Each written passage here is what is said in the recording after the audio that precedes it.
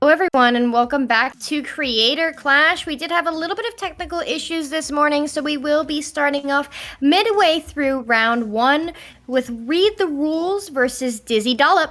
My name is Skepidillions and I am here with my fabulous commentary partner Genie7. Genie, how are you doing today? I'm doing absolutely great. I know 90% of the people that are going to be playing in this tournament were playing Salmon Run along with me and trying to enjoy themselves either in freelance, which is not possible, or actually enjoying themselves in 4 stacks. That's a true statement. If you don't know, there's an all Grisco weapon rotation going on right now. So a lot of people have been either playing or warming up with that, but we will not be playing Salmon today. We'll be playing our good old-fashioned ranked modes. So, let's talk about rosters for a minute, Genie. All right, let's get into it. I do have to say, we're going to start with Read the Rules. I love their name. Me too! It is good. When you have two org heads or like heads of major tournament series, you really know how to read the rules, especially with Wug and Hoenn Hero. We've got Captain Astro and Ninehole Grains. Captain Astro, a great YouTuber. Ninehole Grains, I'm going to go out and say it, Splatoon's best commentator. Yeah. The best commentator to ever start in Splatoon and go anywhere. Honestly, if you don't know who Ninehole Grains is, what are you doing? You can find them in the gym or you can find them on Nintendo streams. Either way, Ninehole Grains, fantastic human being.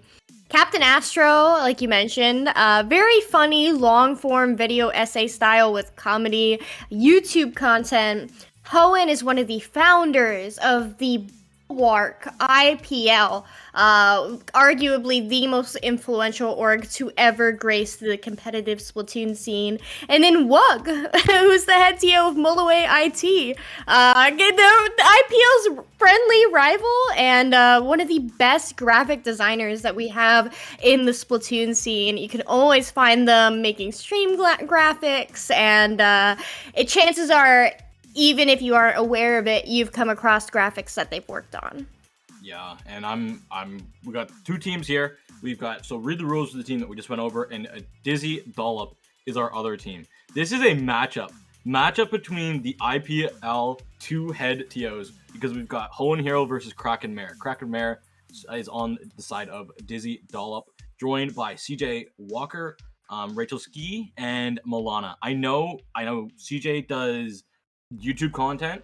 I don't watch as much YouTube live streams. I definitely should, because I know exactly where to go because we've got so many talented people. Milana, who's been at many Nintendo New York events and just a general popular streamer, and Rachel Ski, I know does a lot of I believe Salmon Run. Yeah, Rachel Ski likes my tweets a lot. So I don't really know what she does outside of that, outside of Salmon, but I see her on Twitter and she typically has some very good takes, so we appreciate that. But Kraken Mare on the side of Dizzy Dallop used to be, I'm sure they'll argue this point, one of the best brush players that we had in North America. Did take a step back from competitive in order to lead Inkling Performance Labs. I'm unaware whether or not they're still currently in that position, but regardless, a very influential, high-energy TO who has a great pulse on the direction that the scene is going. So we'd love to see that. Milana, you know who Milana is. Milana, the sponsored gamer, just always bubbly, bright person, great energy to be around, so we love that for her. And then, honestly, I'm very unfamiliar with CJ Hyperfresh, but I hope to learn more. As we start here with Splat Zone's Hagglefish, looking at these comps, we do see Rachel on that leader. That is expected out of Rachel, and then Kraken on that signature ink brush. Then on the other side, we have a double slosher comp with Read the Rules. Yeah, we do, and no surprise here. Want to see Kraken on this brush. Very good with their bomb placements. Their killer whales are phenomenal, and I've actually got to face Kraken many times. We used to be in part of the same team organization clan, you could call it. Yeah, Kraken is a very formidable brush player. You never know what they're going to do, and they're also a fantastic shot caller. So that's something that's really going to benefit Dizzy Dallop because he does have the ability to just be aware of where all their teammates and all the opponents are, and just a fantastic double coming out from Kraken, getting his longtime friend and compatriot Hoenn Hero. Wow, and Dizzy Dallop, they're getting themselves really, really, really well positioned early on in this game. This is game 3. I believe this is just a best of 3, which means that this should be the match over for whoever wins it. Read the rules are coming back in. They're trying to contest the zone, but they're not able to cap it right away. Got a big bubbler, followed up by a killer whale. Booyah bombs coming out for Read the Rules, and they find themselves a cap. And no, the pain is coming out from Dizzy Dallop. There's just too much pain control. More whales coming out on the side of Dizzy Dallop. They're doing such a good job at holding off Read the Rules. And it's fantastic, even though for us, this is the first game that we're witnessing today. This is match point for both of these teams. So despite this initial lead that Dizzy Dallop has managed to hold, now they're having to play re-engage. And given that Read the Rules has these double buckets, it has one bucket. This is an excellent opportunity for Dizzy Dallop to brute force their way in. Hoenn is able to go 1, 2, 3, get 3 down, and Kraken follows it up to get Dizzy Dallop back in with getting their own double. But that's going to be close. His zone is very, very close to being able to into the favor of Read the Rules.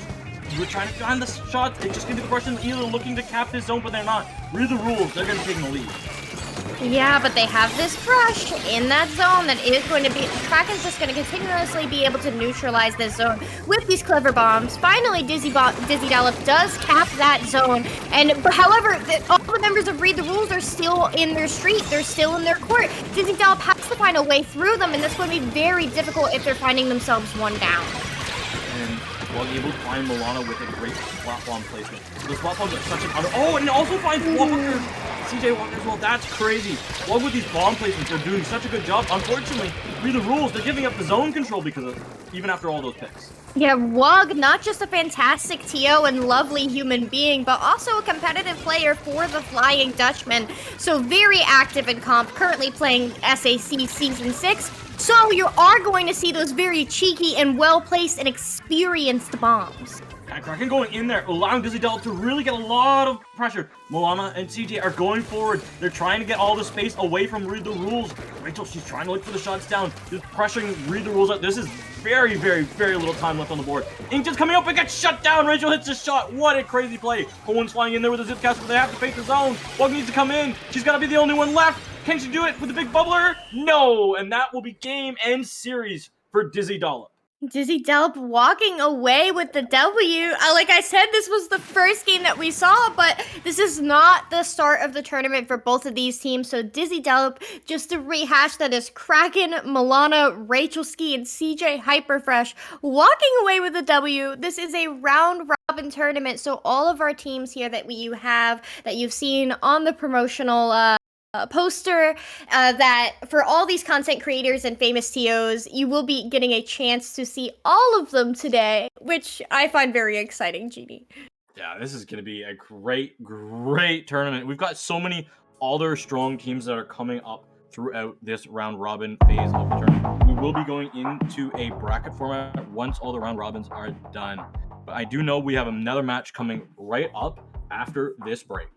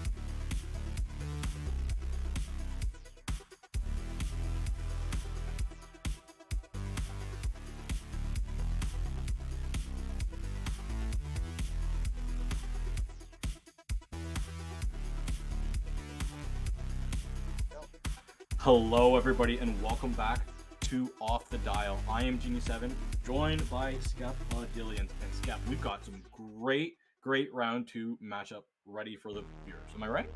Yeah, oh me, oh my. We have Dizzy Dallop, who we just saw last round, who did take a 2-1 victory over Read the Rules. Just a quick refresh, I'm sure that you all stuck around, but we had Kraken, Milana, Rachel, and CJ Hyperfresh on the side of Dizzy Dallop. Now, Albino Rhinos is new for us to see on stream. Of course, we have Barry, infamous for their charges, particularly their leaders. Stratagem, known for their analysis and work on Squid School. Pika992, who does work with Tripnacity and Duel Inc., those tournaments, and then also does their own content. And then Lil Gravy Bread, who is currently Poop Lord #1 on the stream. I can't believe I just said that on stream. What a name! Oh, that's gotta go up in the Hall of Fame. Honestly, No. I'm so excited. I'm so excited. DJM said, Creator Clash. It's gonna be just creators. So I'm like, oh, good. I don't have to do too much research on people or have somebody join with a random name that doesn't match their actual name because everyone wants to brand themselves really good. But then I get Poop Lord #1. You got no words. Anyway, Milana versus Barry. That's so slay of them. Yeah, I know some people are really big fans of both Milana and Barry as a pair, but now you get to watch them scrap and see who's better at the video game. That is very saucy. I'm loving. Oh, the Cardinal Sin #2 has come out. Can't believe it. Kraken's on the Octobrush. The Kraken Mare Octobrush, something that they absolutely hate playing. Kraken took a bet at one point during Ludi and said, if we win this set 5-0, I'll play Octobrush for the whole of the next set. And then it happened. I forget which set that was or whether or not that story is 100% accurate. But yeah, Kraken Octobrush. We're gonna see Dizzy Dallop start to push his power all the way to the first checkpoint, but not gonna get there too far at all. We're gonna have a sniper work. The sniper work is gonna be very hard win for the Albino Rhino due to the fact that the Squiffer has so much less. Honestly, the fact that Barry chose to run out the Squiffer here is really surprising to me, given how dominant leader can be on this map. If I were to take a guess as to why, it's probably because they're also running the Blaster and they want the additional paint. That way, Pika can have some room to work with and push forward with that Blaster. Dizzy Dallop now at the second checkpoint, Genie, and Albino Rhinos 2 members down. Yeah, they're getting kind of railed. They got a Tri-Strike which is trying to come out. It's their only line of defense. That's the only member who's still alive. Dizzy Dallop. They've got specials. Kraken's gonna be zip casting in, and Dizzy Dallop. This game is gonna be all but over. That was a quick 100-0 from mid to KO. A very dominant game coming out from Dizzy Dallop. Yeah, that was. And also, I'm reading that I think there was an ad that unfortunately played on stream. We apologize that Jeff Bezos had to. Genie. Wait. I'm stopping you. Sorry about the ad, everyone, but thank you for supporting Off the Dial. It is really appreciated. Undertow Spillway Rainmaker. That's our next map up. This is going to be interesting. We want to see. I want to know, Skep. I'm going to get you really excited here. I want to know if Barry's going to pull out that blob. That is literally, you stole the thought from my brain. Well, somebody had to get me off of other ideas. Other topics, yeah. The blob. Honestly, blob is really good on Undertow. And before you say Skepadillions, you're just coping. Blob is really good on Undertow. There's lots of quirky sprinkler spots. If you have sprinkler on your weapon, you know that you just sit there and you try to find creative places to put it, because that's how you cope with having sprinkler as a sub. So that being said, Sprinkler is really good on those glass, on the underside of it, and then also on that main pillar that comes out of spine. You can really toss it high up there as you're jumping off of your own snipe, and then it's impossible for the opponent to shoot it down. So unless they're gonna use a trip strike, that Sprinkler's staying there the whole game, and I just think that's so beautiful. The Sprinkler that could, Genie. I never thought I'd hear somebody gas up a great Sprinkler spot other than than you. I guess I've gassed up good sprinkler spots. The underside of Gobi Arena. That was I used to gas that spot so much. Dude, Sturgeon Shipyard zones, the pendulum that swings over the zone, you can throw a sprinkler on there. That's cheeky. They need to buff Sprinkler in the next patch. They need to bring it back to Splatoon, to what it did in Splatoon 1. It doesn't need to have as the speedy amount of paint that it has now. Like that, sure, it's nice. Extend its range back to its old thing and increase it so then when you die, it stays alive. Yes. So I think those are all great theoretical Sprinkler buffs. If I were speaking to a Nintendo rep right now, I would say increase its paint radius, make it so we can throw 2 of them, and if it sends you a notification when it gets destroyed, like similar to how Inkmine does, and also it stays there when you die. And then we actually have a functioning sub-weapon. Yeah, but then it gets overpowered in Turf War. Oh. Yeah. Oh, and there we go. We are going to be seeing that blob. That is a beautiful sight to see. All hail blob. All hail blob. And when I said break it down, it doesn't mean have a cult chant. I love blob. Okay, so let's take a moment to talk about blob and what it's gonna do on this map. It's gonna slay. Slay. Okay, very slay king. That's, you know what? Somebody say slacking is a Pokemon. I say berries is slay. That is something. Raven's looking to veer on this right side, even though the left side was a lot more free. And I think there's a little bit of miscommunication in it. I love the fact that the blob did not pick it up there because blob is so successful on repops. You throw a sprinkler down at where the Rainmaker died, and then the sprinkler will form inside of the Rainmaker barrier as the Rainmaker barrier forms, and then like good luck contesting that pop. Like GG. It's fantastic. Regardless, we did see Dizzy Dallop break the first checkpoint here, so they're looking to maintain their dominance from that previous game. Yeah, we're just seeing Kraken staying on that Octo Rush. Want to go in and get a nice spot there onto Gem. Gem's going to be going down.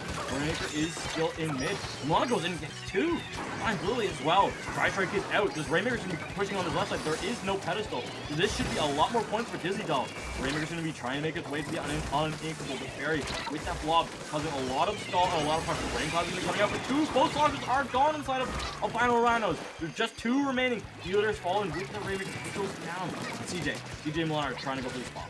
I want to see them push this, but also Barry coming out of spawn with that blob and being alive. Like, the blob does such a good job at shutting down Slick because you can just ricochet your shots off those walls, and then it's almost impossible to push in through. So Dizzy Dallop's push is going to stall out here. They are going to have to look for another opportunity. This is going to give the Albino Rhinos a chance to paint and move forward because look at all of that yellow ink in front of them, GG. Where's Crack? Where's there? Okay, good. The Rainmaker's reset. I was worried. When you have a brush, like any guard player, and there's an exposed Rainmaker, I am grabbing that Rainmaker and taking it away.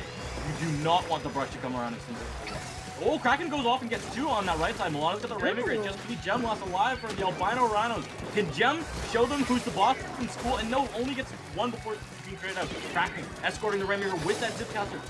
She's trying to go in, trying to get the splash with Barry. Connects on those blobs. 15 remaining is such a devastating push because we are going to talk about Slick again. 15 remaining is beyond that defensive choke that the blob can really hold. So Dizzy Dallop... No shot! Oh my goodness, the Albino Rhinos got caught sleeping and Dizzy Dallop gets a clean 2-0. Never leave the fish unattended, particularly when Krakenmare is your opponent. Krakenmare, I don't know if they're still known as this, but I believe that the word that they used for Kraken was like golden fish or something like that. I can't recall. Their Rainmaker handling was pretty notorious back in the days of Splatoon 1 and early Splatoon 2. So you can't trust them. Like, you really just can't leave that fish unattended, and that's exactly what happened to the Albino Rhinos. Dizzy Dallop has now won this set. Yeah, Dizzy Dallop, those 2 games that we were able to see, they were beautiful. Caught Albino Rhinos on their mistakes and punished every single one. This series definitely wasn't as close as the last one that we did see, which was a 2-1 scoreline. But my goodness, Dizzy Dallop. We won't be seeing them again. We're going to be taking a little bit of a break and swapping over to some other teams, as we do have 5 teams in this round robin for format, which will be broken down. But we will be resuming the action after a short break. See you on the other side.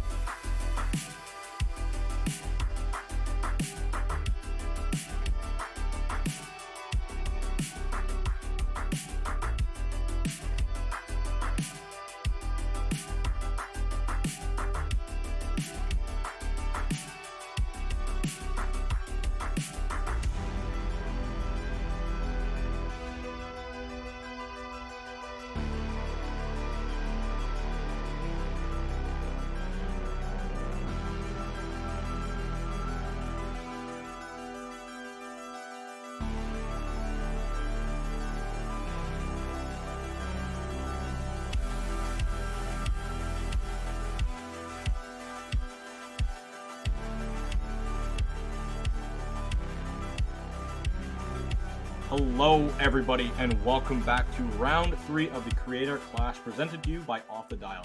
I am still Genie7, and Skep, we've got another great match. We've even had just like great match after great match. Honestly, I had an intro that I was gonna use, but then I realized I can't just like copy one for Golden Boy off of Valorant, and then I got caught in using the same one that I had last time. Anyway, how you doing, Skep? I'm doing great. I love the name Read the Rules. It makes me very happy as a TO who has had to fight in help desk for my life. The name Read the Rules means a lot to me because people really do think that they could just not. And so I hope that Captain Astro, Nine-Hole Grains, Hoenn, and Wug that they're doing good work here to encourage people to read the rules, Genie. We want to make it very clear that this match was half ready for a long time. The other match that is happening during this round, because there are 2 matches going on at a time, one off stream and one on stream. Read the rules were in here first. The order was Hoenn and Wug. I don't remember the order. Then Streamer, then Captain Astro and Nine.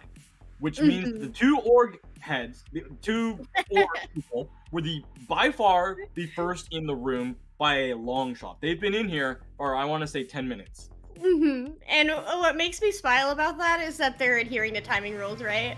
I'll never forget when I was doing TO work for SAC production, I was DMing all the teams, like, hey, I need some info about your teams to create a commentary doc.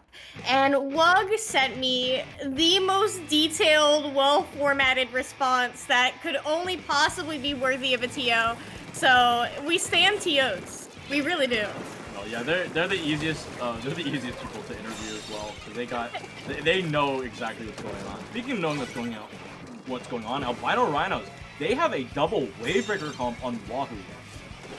Honestly, that can be very helpful because in terms of clearing the banana or the ledge behind the outer part of the zone, like it's very common for opponent to shark there. And if you can force them to skip, hop, or jump a little bit and call them out, that's extremely advantageous for the defending team.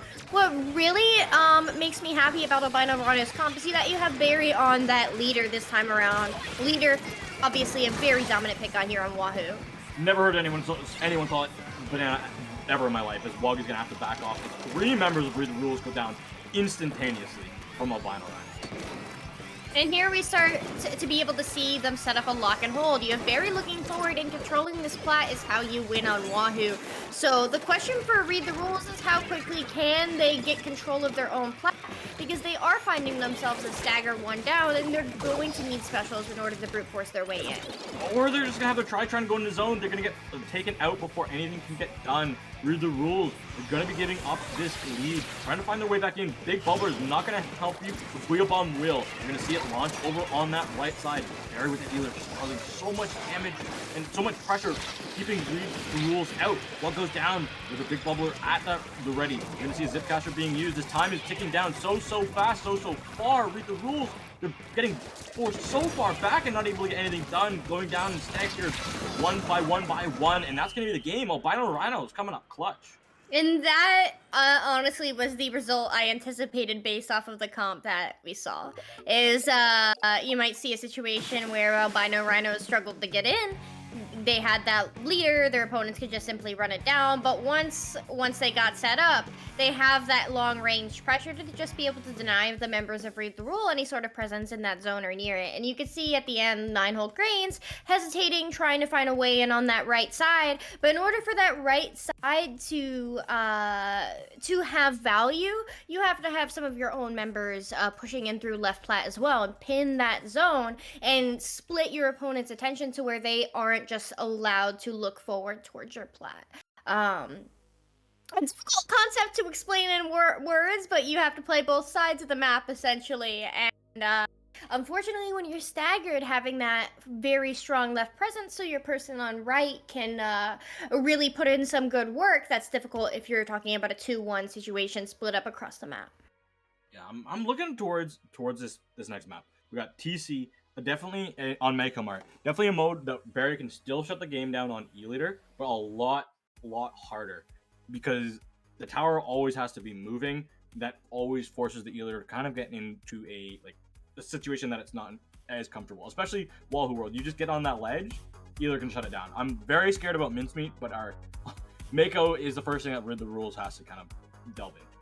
Okay, but the side of Read the Rules, they're running that machine. 9-hole grains on that machine. The fizzies are going to be essential in terms of clearing those stacks and preventing Barry from getting set up there. Mako Mart, while open and very good for a leader, don't get me wrong, it's one of the best leader maps in the game. It also can be difficult in terms of the way that it breaks up your backline's line of sight. You can't see all of the map at one time. With Wahoo, you really can just look forward and see everything, but with Mako, you have those alleys on the sides. You have behind you, because those alleys are really enabling of flanks. There are lots of things that your opponent can do to break up your line of sight. And so I'm curious whether or not, obviously we had that machine, but now we have that Tri-Slosher as well, how they're going to play these sight lines.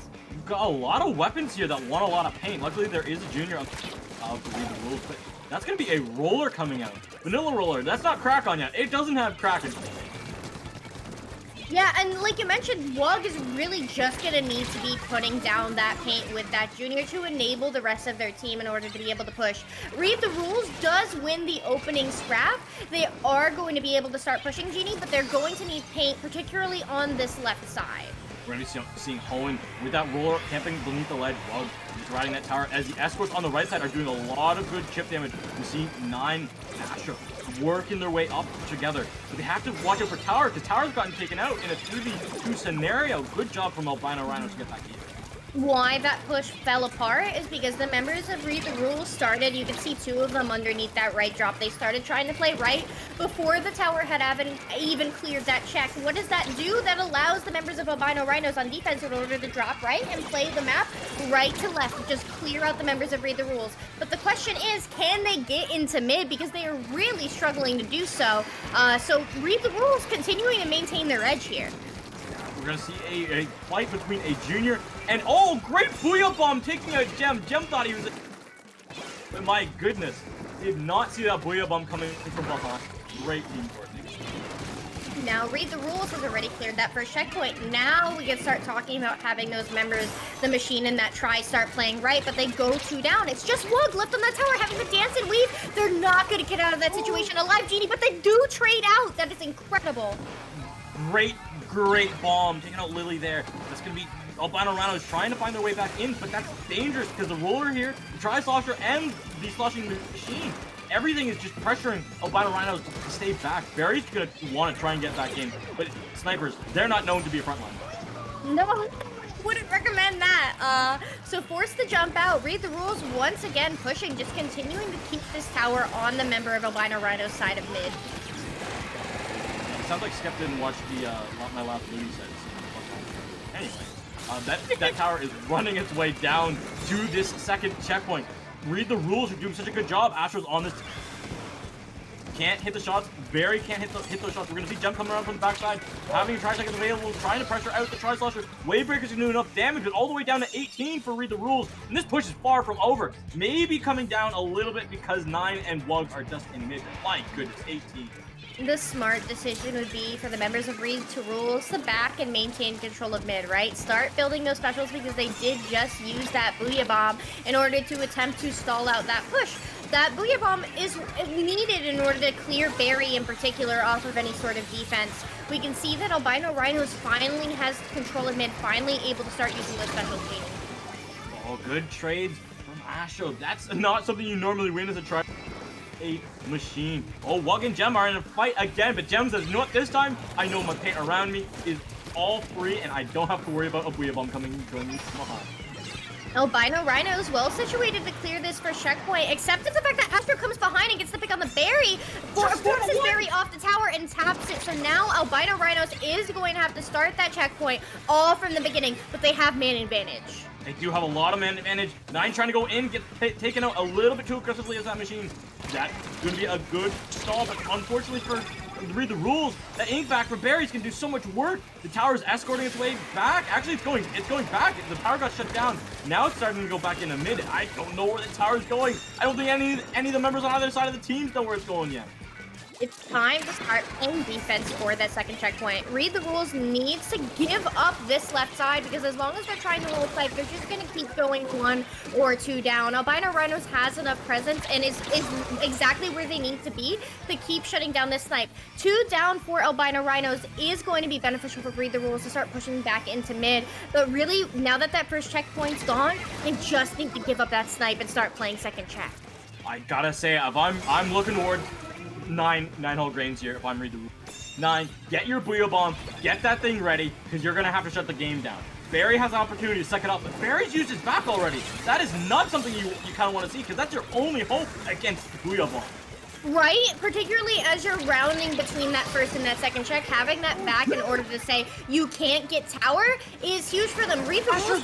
Oh my gosh! Astro getting a quad there to wrap up the game, Genie! Captain Astro goes in clutch, takes their team all the way to this decisive game 3. The heroic plays by the heroic streamer.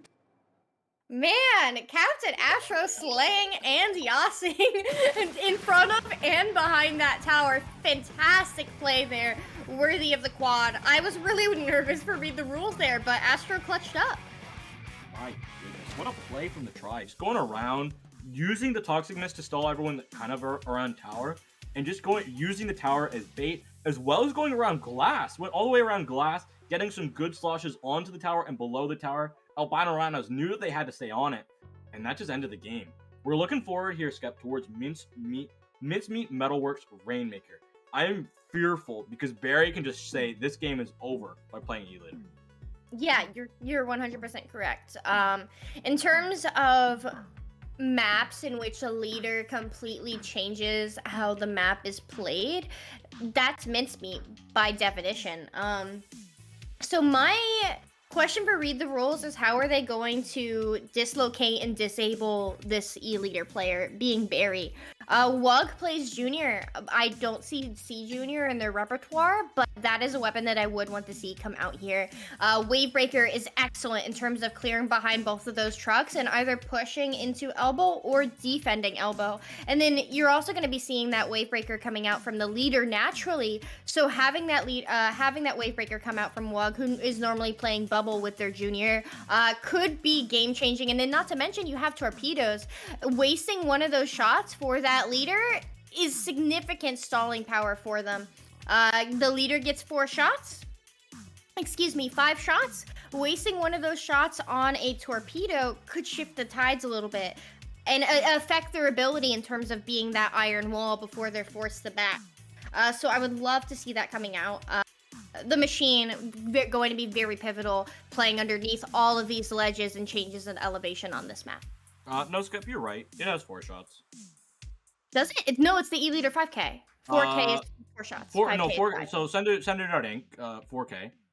It has 4 shots, but everyone always has like 3 subs of Inksaver main, which gives it 5. If you have LDE on and it's maximum LDE, you get 6 shots.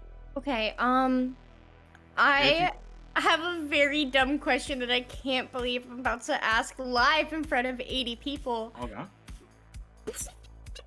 But it's E-Leader 4K, right? Or is it 5K? It's 4K. Oh my god! We went 3K, and then we went 4K, and then we stayed on 4. See, I don't know where my head is at. I only know that by looking at it, but I don't actually. Wait, hold up, timeout. We're talking about E-Leader. I see Heavy Spotlight. Why do you pick Heavy Spotlight on this map? On Rainmaker? Heavy's not good on Rainmaker. That's coming from a Heavy main. This is a surprise, Genie. And then also we see that Stamper coming out from Read the Rules in the hands of Hoenn Hero, I'm presuming. And then Wug sticking with that B Junior, so these are not the comps I expected at all. You know what? This makes really good content. Almost like these are all content.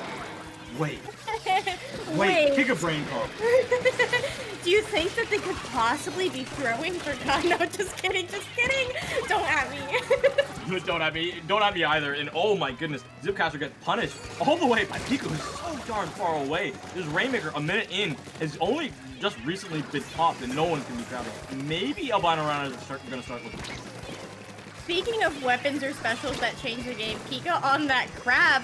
Now that they're not running that leader, Heavy is going to have a much harder time contesting a crab than an E-Leader would. So how Pika is able to use that splash when their crab when they're alive, in terms of either of those stacks, are they pushing left or are they pushing right? That's what I want to see come out of those crabs. Anyway, the Rainer is finally going to be grabbed here by Read the Rules. Read the Rules, they lost 2 of their members. This is dangerous because if you have the Rainmaker, you need to find some spots. There's one, there's Barry. Can they find some more? The super jumps are coming in. There's 2 down on this right side. Crab Tank and Wavebreaker are going to be coming out, but I don't think that's going to be able to shut the checkpoint down. No, it's not, and Wug, they're going to be able to get it. Read the Rules, they're in a great spot if they can pop this Rainmaker. Barry in the action start. Pika goes in, gets 1, 2, 3, 4. Oh my goodness, Pika, what a play.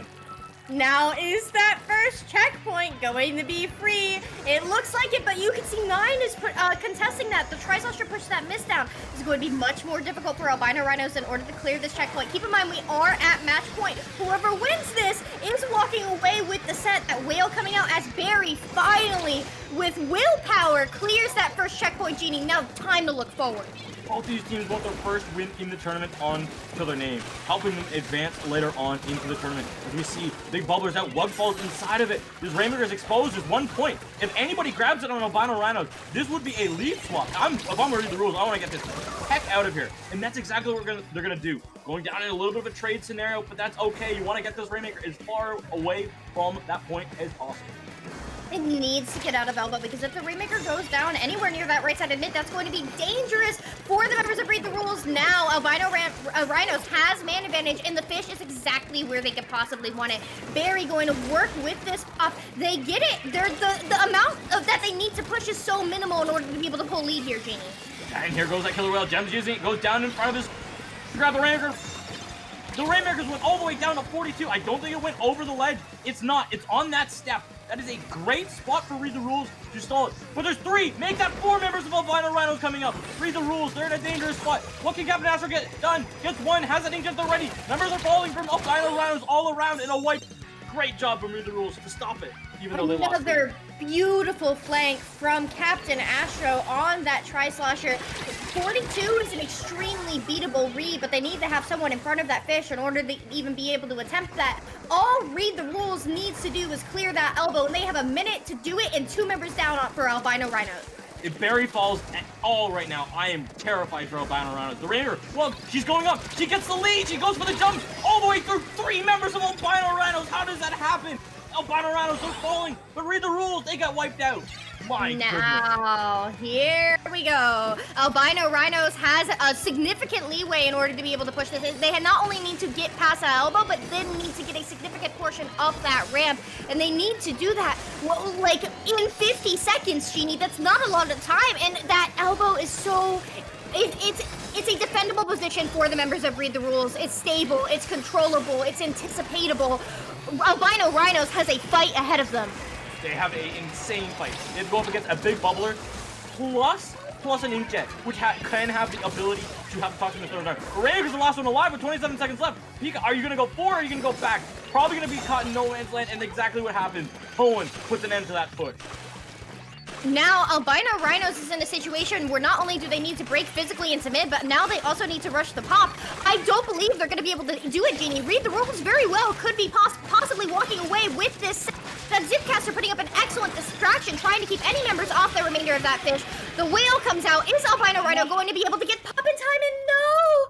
The breath taken right out of their lungs. Albino Rhinos not able to pop the Rainmaker. So Read the Rules walking away with our round 3 set, Genie. My goodness, what an entertaining game on Minsk. Yeah. Yes. Both teams with crazy pushes. Both teams with insane plays. I cannot believe it. And I want to say, take a bow, Read the Rules. Take a bow because you have a win on the board now. All right. We are going to be continuing with our creator clash, but before you go anywhere, we will be having a commentator swap. Me and Genie will be taking our step away from the mic. But before we do, you can hit exclamation point enter to enter off the dials giveaway here. They do have their own store, https://shop.otd.inc patreon.com/. You can buy all your Off the Dial merch there and support this lovely channel. And I do want to say thank you for being here. I know there's a lot going on today, so we do appreciate you choosing to spend your time with us.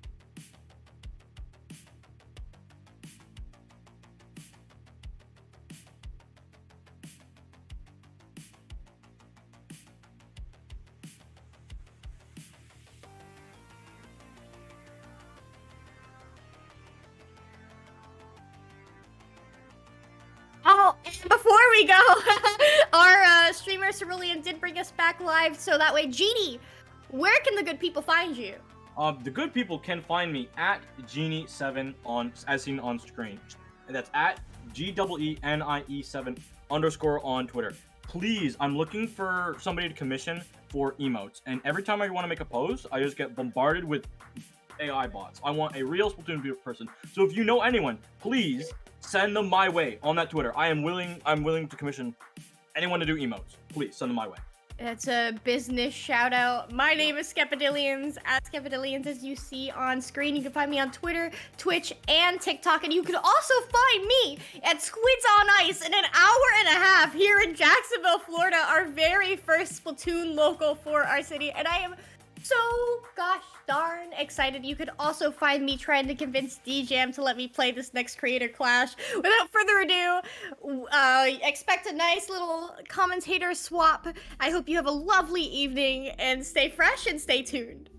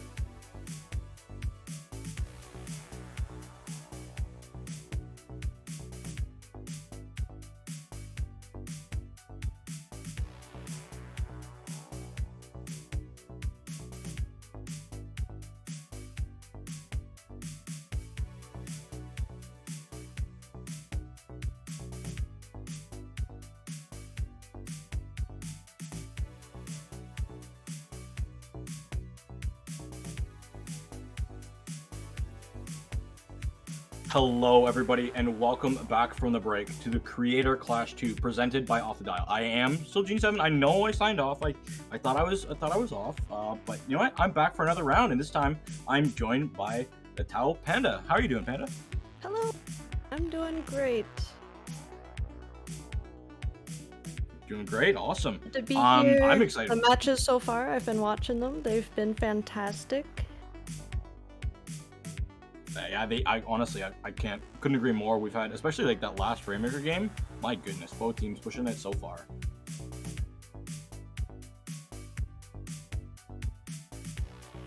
I know.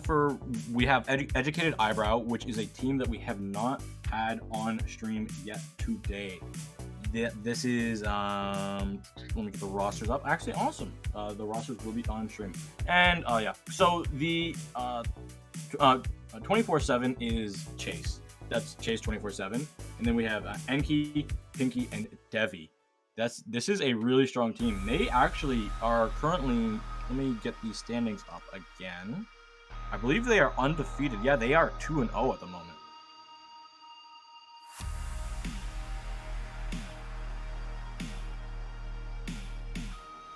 But yeah, this is going to be a really interesting match because the Albino Rhinos they're looking to get in the win column here. It's going to be against a really strong opponent. Especially after that last match they just came out of. Hopefully they had a few minutes to get a mental reset, and coming into this clan blitz they'll be fresh and ready to go. We're already seeing a little bit of a play done on that bottom side coming out of Educated. That's a little bit of an aggressive play, and I kind of like it. They've taken away a lot of space, but they've got to watch out from the machine coming around. That's going to be Pika doing a lot of good damage, taking out the crowd. Yeah, so it looks like both teams had kind of the same idea, get an early flank, get a couple picks, but it was a little wily to start off with, and we see Educated Eyebrow actually taking a fairly big lead here in the first minute. And Barry hitting Knight, two really good shots to keep Albino Rhino still in it. All the way down to 59 is a good opening start. That's a little over 2 power climbs. Barry's going to really have to shut down Devi, who's on that Hydra. Devi's Hydra is one of the best. There's not many Hydra players in the West that play it just as consistently as Devi. Absolutely right on that.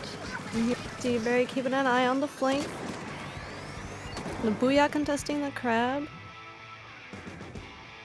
Albino Rhino is really trying to take mid control here. And just kind of maybe slow down the pace a little bit to give themselves the advantage in numbers before they build up another push. They're able to help out their teammates to get that shot down. Albino Rhinos, they're staying alive in this game, but they kind of need to get a push going. I mean, looking to see how much damage this Wavebreaker can do. It has marked some of the members of the Eyebrows, but it hasn't taken anyone out. That's okay, because it's just a race. Well, they do take down 2 members of Educated Eyebrow. We do see another Wavebreaker ready, a Booyah ready, and of course, the Junior goes down. Oh, and that's going to be Chase having to dodge away from that Wavebreaker. Tetris absolutely despise playing against Wavebreakers because you're always having to be jumping, and Tetris, when they're shooting, they cannot be jumping. They'll just slide over and take that damage. Barry, another nice shot down on that Chase. Yeah, he's really keeping a sharp eye on all of the edges here, and this map, it can either be really great for your E-Leader player, or it can be a little devious. Seeing Gem going down on the far left side. I believe Chase is still down there, and there is going to be a member falling from Eyebrows on that left side as well. There's 2 gone. Just Hydra and Devi on that Hydra, and Chase on the side of Tetris. Tetris have jumped back. Just Devi. What can she get done? I believe she's got a full charge ready to unload on this fence. Yeah, still a little bit of momentum there with the double Booyahs going off from each side. And with the map control, they might be able to keep up a little bit of pressure and rebuild their specials. We're seeing with this custom unit, their Torps are able to find a lot of chip damage, but not able to find any sort of connections. The teammates aren't really pressuring on with the advantage that they're getting from that. But that's okay. This time, good job to combo with their own wave breaker. Yeah, I do play junior, and that is something that, you know, I'm always calling out when I'm playing with my team. My torpedo locked on. Sometimes if your teammates aren't keeping an eye on them, you really have to point them out so that you do get those follow-ups. It can be so darn helpful. I'm looking to see what Gem can get done on this 52-gal. Putting that wall up so it doesn't get shredded by Debbie, but a Hydra, they don't care about splash wall. Oh no, Gem! The auto bomb! You gotta remember about that! Debbie's gonna be able to get some nice little banter later on in the tournament over that one. Walking in the auto bomb. This push is going. Educated Eyebrow, they're gonna get a power climb into the basket, and they do. Good job from them. They have a crab tank at the ready, but the pro is gone. Actually, I lied. Barry takes out the crab tank before they can get any value with it. We're under a minute left here, and Albino Rhinos need to find a power climb in the basket. That they do. They do take down the Hydra. Also the Tetras. This might be their chance to pop a couple specials and start to stagger Educated Eyebrow here. That's gonna be a power climb gone. We've got 30 seconds left. Can Albino Rhinos find their way in? Barry's gonna have to hit some good shots here. Definitely Crab putting up a last line of defense. For Educated Eyebrows, it's a little bit of running down the clock as well. Oh, Devi takes out Barry, holding the clam. Debbie just drops! She's got blows of steel just dropping from the top rope to the Hydra. Playing frontline and taking out all the members of Albino Rhinos. What a big play from Debbie to shut that down. And I feel like there's no possible way Albino Rhinos win, especially with the power climb going in the basket. And Debbie with the follow-up Booyah. That was a hard stop to Albino Rhinos. My goodness. Gotta love when Debbie goes on the offensive. She's so strong and so confident in being able to lay down those shots with the Hydra. With a full charge, I've seen clips of Debbie going 1, 2, 3, and sometimes even 4, with just one solid clip of a Hydra. That takes a lot of skill and also some positioning by the other team. But a great shutdown. Even though Barry was landing some good shots, Albino Rhinos just couldn't find any points onto the board. That was a fantastic end to that match for Educated Eyebrow. And our next mode will be Splat Zones on Museum. So you've seen a little bit of gameplay from Albino Rhino so far. What do you think their lineup's going to be on this one? I 100% think that we're going to see Gem going to be on that T-Tech again that they've been playing with that Tri-Strike. I'm more interested to see. I feel like Barry has to be on the E-Leader again. That's kind of what I completely feel, because just what he was able to do last time. Lily probably going to be on the. I don't know which junior. That's the one. Is it going to be custom junior or regular junior? I'm going to lean probably towards the custom junior, and then past that, what Pika's going to play. We could see machine or regular slusher, but I'm probably gonna lean more towards that machine for Albino Rhinos. Machine can be really strong on this map. And for Educated Eyebrow, I know I did watch some of their the games that happened off stream. I feel like they're gonna stick onto the double Booyah Bomb comp. It's just what Debbie wants to play into Barry's E-Leader. Is she gonna want to stay on the Hydra, or gonna swap off to something else? I've even seen Debbie play E-Leader on this mode, on this map, being Museum, but it was on Clamblitz, so I don't know if we're gonna see that. But that was also almost I want to say 6 months ago. Okay, Stamper might be an interesting choice also from Educated Eyebrow, but it doesn't look like we're seeing it. Oh, and that's actually going to be Gem staying on that 52 dot. There is and Pika on the machine. I think both these team comps I really like to see. And Debbie on that Hydra, or not on that Hydra, that's a heavy. I should know what heavy is. That's my main. I should know exactly what Educated Eyebrows starting off with a lot of forward pressure here, trying to make sure they guard the drops, not letting Albino Rhino get a foothold here on this map. My goodness, Chase going in with these epics. Just one gets two. Trying to go forward with the reslider. He's going to get tagged up by the wave breaker, allowing their teammates to actually find a nice little spot. And what's Debbie's position? What's she cooking down there? I've never seen a heavy ever positioned down there, unless they have crafted. Give heavy crafted. Well, Debbie is picked off there. Albino Rhinos looking to seize this opportunity, cap the zone, and they do. I would ultimately like to see Barry push up a little bit here, if his teammates give him a chance. No way that was Debbie who dropped down there, and Barry can't actually paint the wall because had that wave breaker in his hand, trying to get this high ground spot on the mid spinner. This is exactly where you don't want either to be if you're educated. Exactly. Albino Rhino's probably going to get the lead here. They might hold out for a few more ticks of the clock. That's going to be difficult because the reslider is going to be able to cap that zone across. Albino Rhinos, they did get the lead, which is super important for them. Yes, they really want to come out strong, hold out, keep the lead on this match, and go into the next match with that victory under their belt. That's two down. The zone should be heavily undercontested. I don't believe there should be a lead swap, and there won't be. There will be a neutralization. But can Educated Eyebrows paint it for Albino Rhinos to? No. Great job from the Rhinos to keep themselves not only alive in this game, but alive in the series. Oh, great cancel of the Booyah Bomb. They've got a Booyah of their own from Educated Eyebrow. And doing a quick take back of the zone, trying to regain the pressure that they had at the beginning of this match. Debbie again pushing forward on the right side. Let's see how much work can this pro get done. They're going to have to be forced back by that torpedo.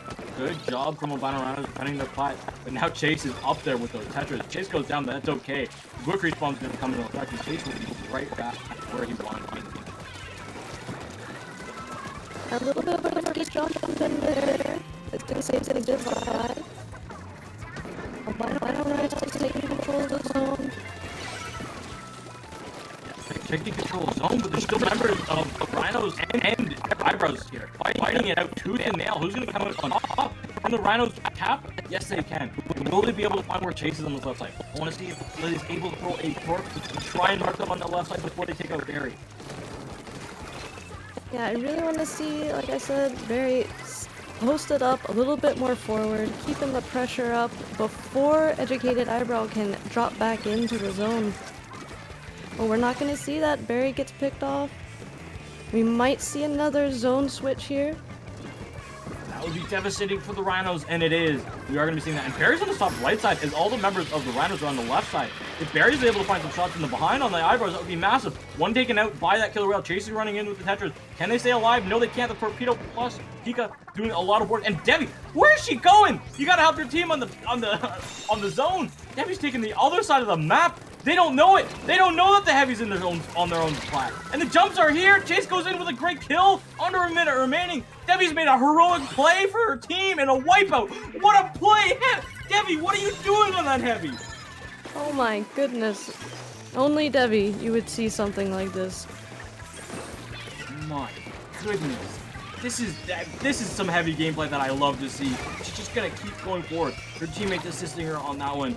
This is dangerous territory if you're all the Rhinos. Yes, it is.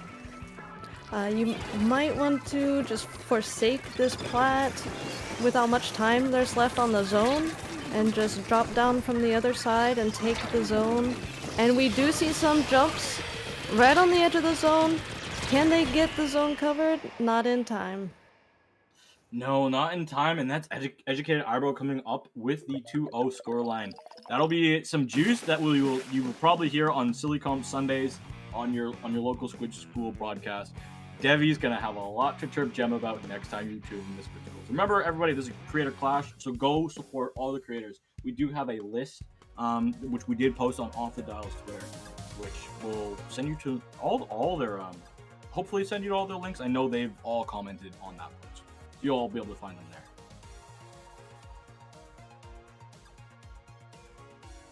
there. But with that, I believe our round, this will actually bring an end to our round 5. I don't think there's any. Oh no, sorry. This is the end of round 4. We do have 2 more matches on the board still to come.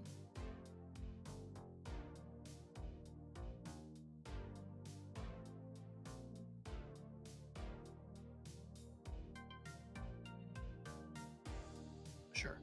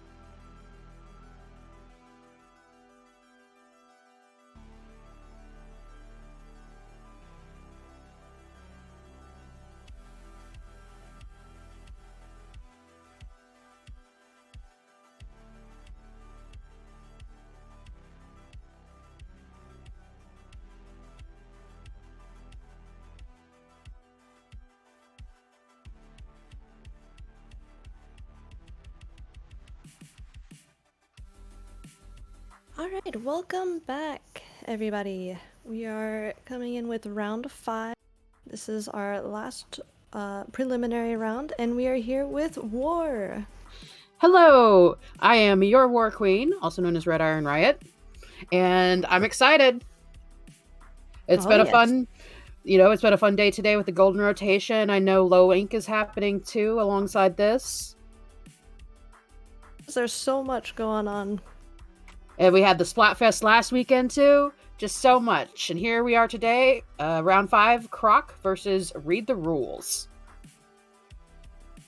I watched a couple matches earlier in the prelims with Read the Rules.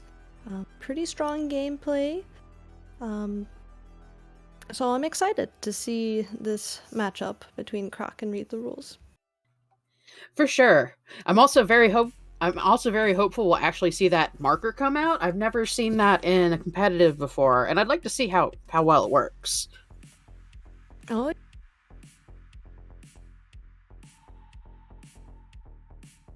It's always really impressive to see players that have like 4 to 5 weapons that they're specializing in, because it can take a lot of effort to even just specialize in one. But then when you're like, oh no, I've got 5, I'll pull out if I need to, even if some of them are similar styles of weapons. Definitely. I don't know if I would ever be able to do that. I'm pretty much a junior one-trick myself. So we have Rainmaker at the Sturgeon Shipyard, Clam Blitz, my favorite, at Museum D'Alfonsino, and Splat Zone at Mako Mart. Which of these are you excited to see? I love Rainmaker on Sturgeon, but Splat Zone's Mako is one of my favorites, so I hope we get there. Oh, for sure. Personally, I'm a Clam Blitz fan, just because it's the one mode that seems to throw everybody off. That is true. And on this map, Museum, Clam Blitz is so much fun to play. There's a lot of verticality in the museum, especially with Clam Blitz, because all the corners are replaced with ramps for getting up and down a little easier, and that makes it real fun. Oh yes. Alright, so here we're going in right now. We see an Octobrush and a Squeezer. And a Sloshing Machine and a Tri-Slosh too. Okay, lots of forward pressure, looks like, from Read the Rules coming into this match. And everybody's, looks like, already at the middle. And that the Reflux? Oh, nope, but Read the Rules grabs the Rainmaker first.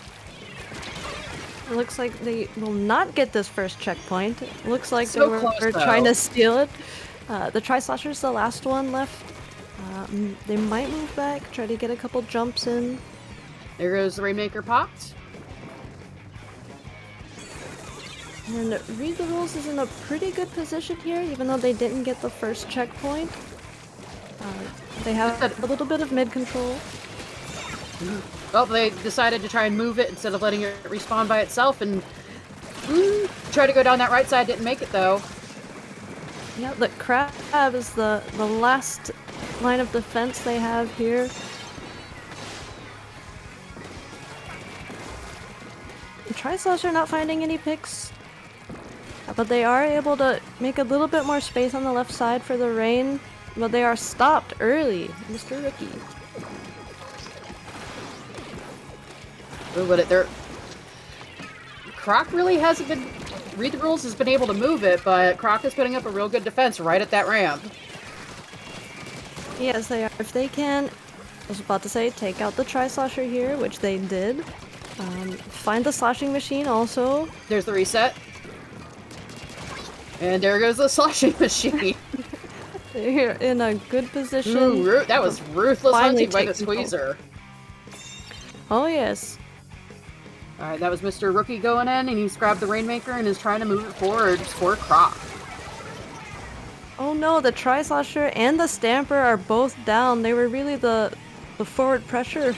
Here goes, Read the Rules. Okay, they're looking to get a quick pop here. Hopefully someone goes for a swoop in, bring it a little bit closer to the checkpoint. They really need to just keep some ink on the ground. Oh, the goes for a bomb. pickup and dropped again. Some really intense defense by Read the Rules. Oh yes. And they Not decide sure to if pick up the picking up Rainmaker? the Rainmaker is the best decision here. But both teams seem to think it's fine. Ooh.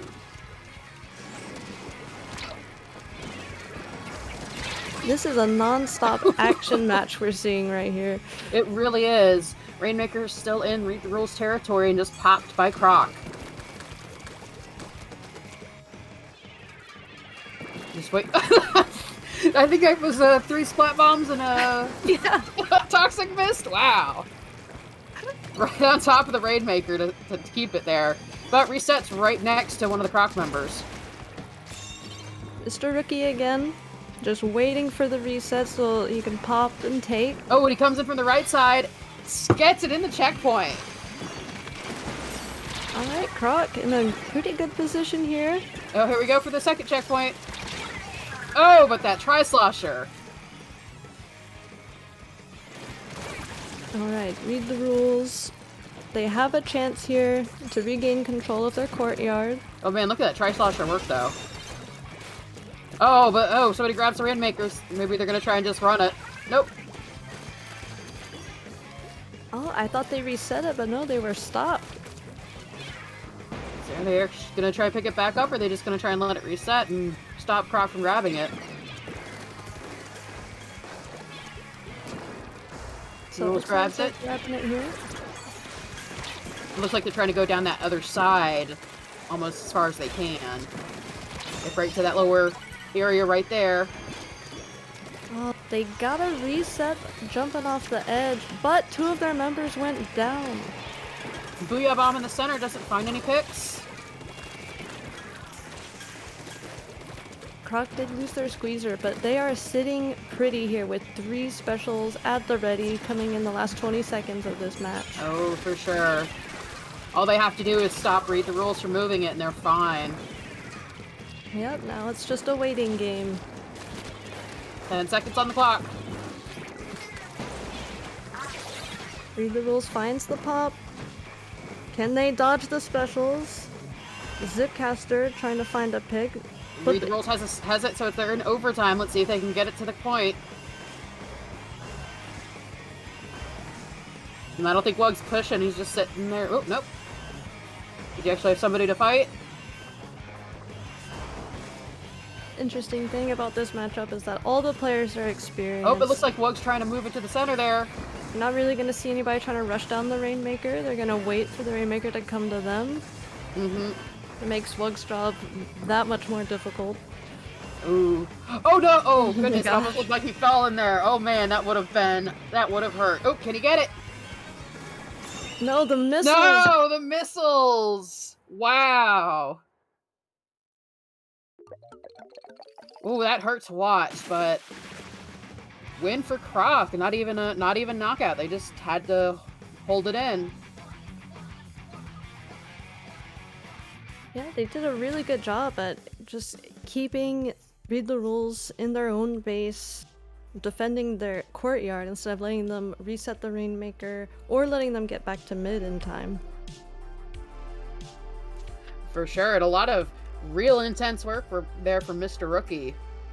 Now, do you think we'll see the same kind of work on the Clan Blitz? Oh, well, that's tough to say. On this map, like you said, it is a little bit more dynamic because of the ramps. It's a little bit easier to move up and down, back to mid, back to the plat. So I'm not sure if they'll stick with the squeezer. On C.R.O.C side, they might, because the Inkzuka does really well on this map. But both teams might go for a little bit more mobility, I'm feeling. I'm hoping we see the Hydra come out, because especially on Clan Blitz, a good backline defense can really make the difference between a win and a loss. That is true.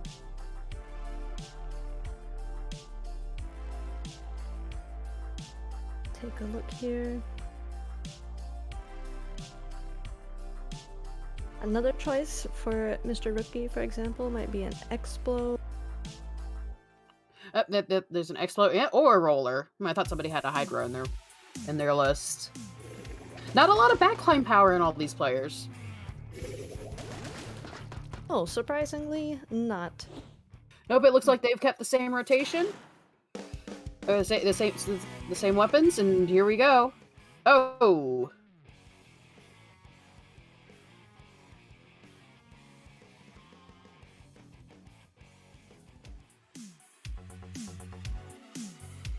I'm gonna call that a technical difficulty.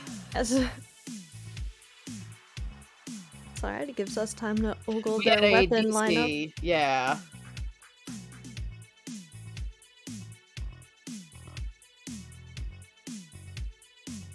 Yeah, it looked like the weapon lineup did have a lot. Was basically the same from the Rainmaker match, and I think that might give the advantage to, I believe, read the rules with the sloshing machine. Actually, on Clan Blitz. Yeah. But I'm saying that they think it looked like they were using the same loadout from the Rainmaker round. So this is going to be pretty interesting. We might see a lot of back and forth, since on the one side, C.R.O.C has a little bit more of that defensive power, but then again, it's not like read the rules let them get that far in their base. It's not like they let them KO. They did put up some pretty strong defense, but weren't able to really push it back to get the win. So here we go. Still similar loadout. Yep. And here we go, Clan Blitz. Okay, so as far as the clan economy goes, the clans are really spread out on this map, so I'm not sure how likely it is to see one side really take full control in this map. No, and that's always the problem with Clan Blitz too, is just because if you don't have a clan but you have somebody with the big clan, well, you can't really go for it. You're wasting your time. We have nobody with the clan yet, but it looks like Read the Rules is close. Probably waiting for a better position. Yes, it looks like Read the Rules has a couple specials left. They are down one number, but they are set up to defend decently well here. And right in close. Getting in close to C.R.O.C, but it looks like they might have just been stopped. Nope. There goes C.R.O.C with a... Oh, no! There you go, barrier. First clan goes to Read the Rules. Oh no, C.R.O.C, sorry. That was a little bit unexpected, because it didn't seem like they really had that much control, but they just went to draw first blood anyway. They really pushed in there real quick, it seems like.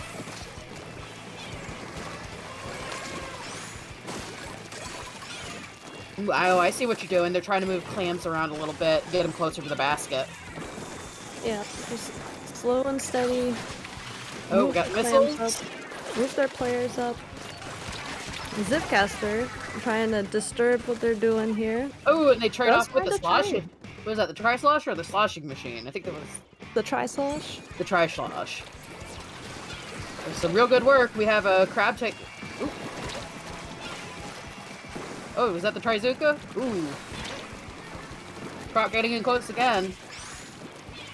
The crab from mid didn't find any picks, but it's keeping the pressure up. I think we might see a go for the basket here, just like the last one.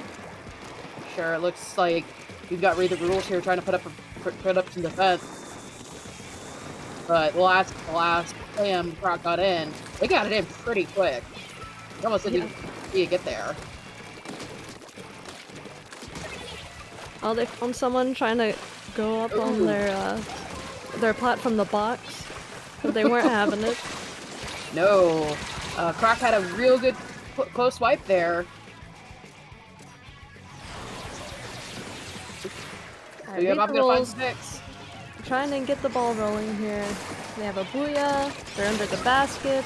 Oh, there you go. If they can get just a couple clams. They got a couple in. All right.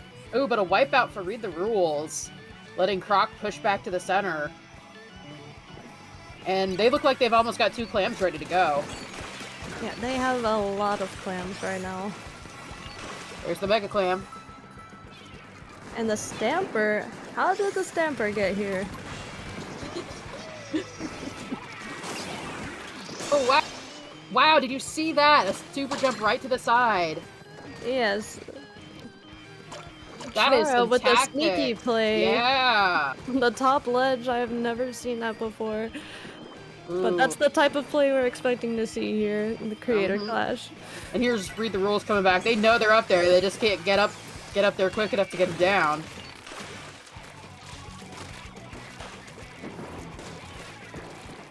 One minute It looks left. like someone finally got Chara out of there.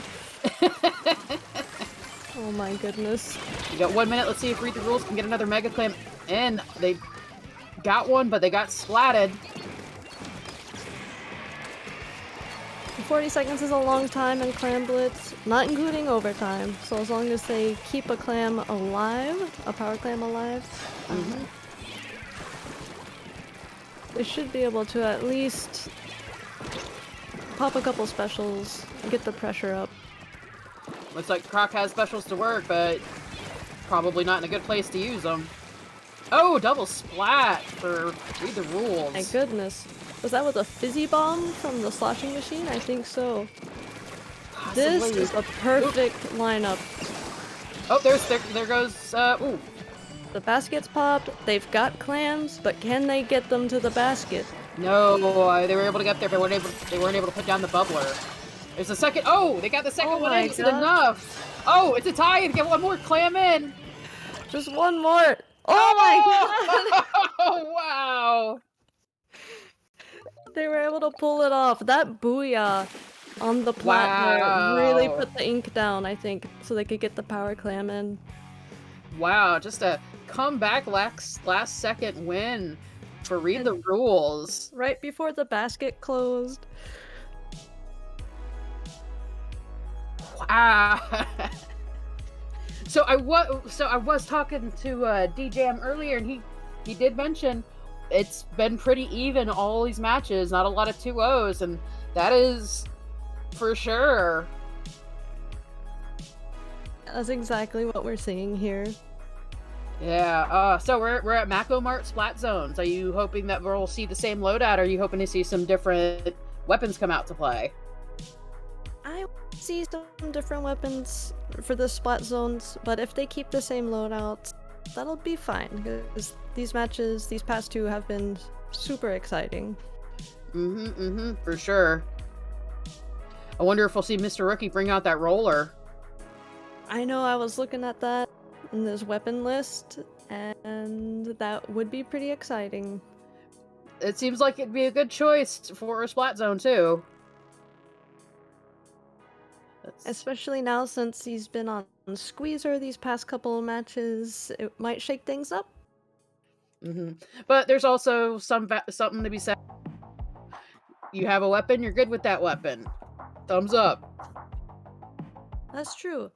I'm not expecting any change from the sloshing machine for Read the Rules. They might keep the Tri-Slosher as well. Both are great for this map mode. For sure. And I think this is going to be another really close match. Yes, it's really what both of these have been. And I believe the stakes are pretty high, considering the top 2 of our preliminaries will be moving on to the final round. It's gonna be wild.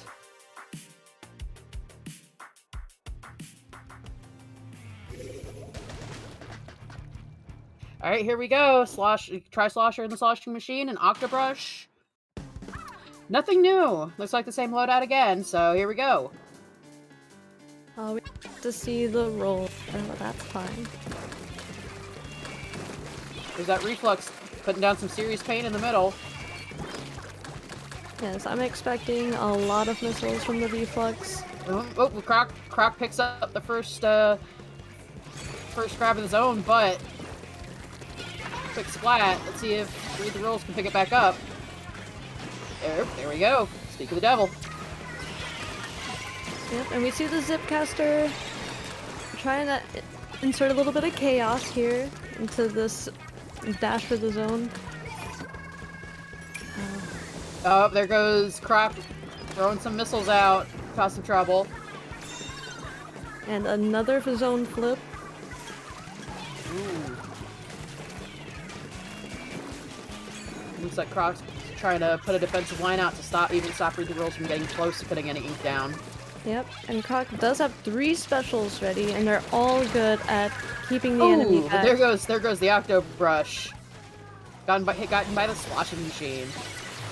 C.R.O.C loses 2 members. They did take the lead, but now the zone is controlled by Read the Rules. And they don't have a lot of timer to get through, so they can pick up real quick. Yeah, I'm looking for a Zipcaster missiles combo here. It's like someone stopped the Octobrush in the middle of the zip. Read the Rules is taking lead here.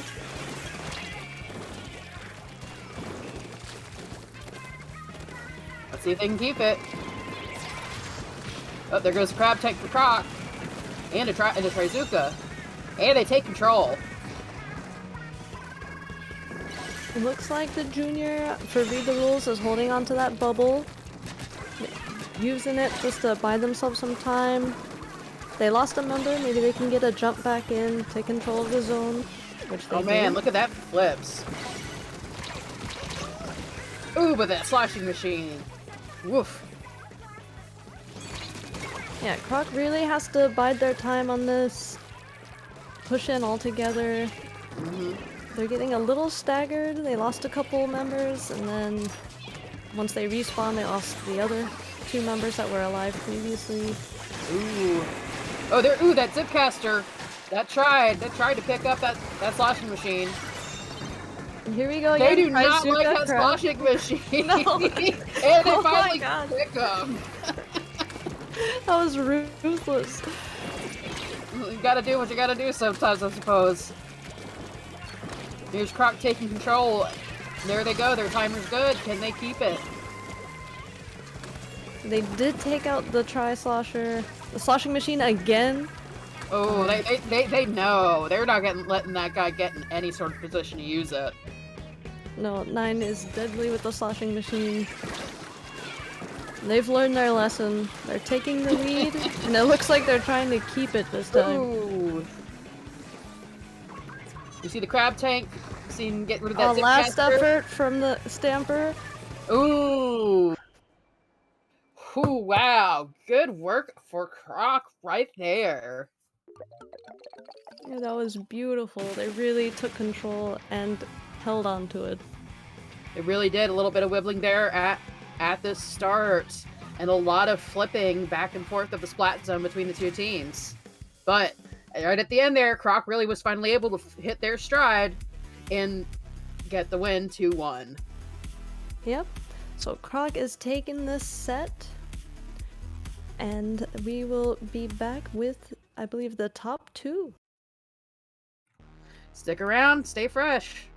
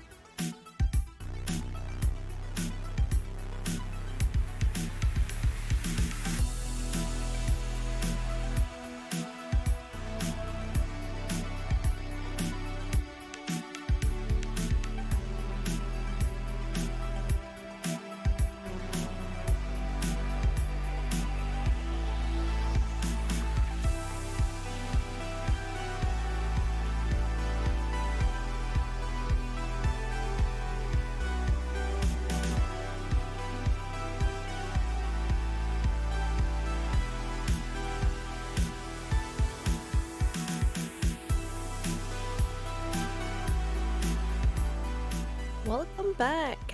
We are ready to kick off our final round with our top 2 teams.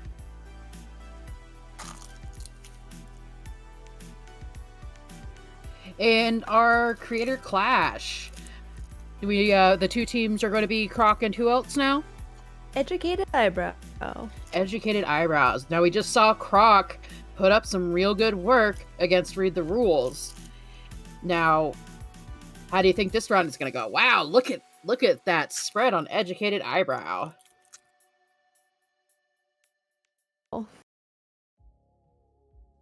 That's what we were talking about earlier. Every player on Educated Eyebrow has like a full spread of weapons. True. Well, okay, so we've got dualies. We got Chase247 with dualies and a Splatana. We got RD Enki with a good variety of shooters, plus an Octobrush and the Stamper. Pinky, a lot of shooters with the addition of a sloshing machine. And GR Devi with a whole lot of Splatlings, my beloved. Yeah. And Devi was putting in work so far in this creator clash with her Hydra and Heavy. We have, before I forget, we have a raid. Thank you again, Milana, for raiding. We appreciate the support. Yes, thank you. And so looking over at C.R.O.C, Glitch Cactus. I totally said Clactus just now. Glitch Cactus. The Splash and T-Tech combo. Mr. Rookie, who we saw put in a lot of good work with that squeezer, but we were hoping to see that roller come out for the Splat Zone. Sadly, we didn't get it. Yep, and Pro Char, Stamper Blaster, and Ollie with the Bamboo and Snipe Rider. Snipe Rider, yeah. But I think they ended up using the Reflex all 3 rounds in the last against Read the Rules. So, yes, but I would love to see the Bamboo. Yeah, the Bamboo or the Snipe Rider.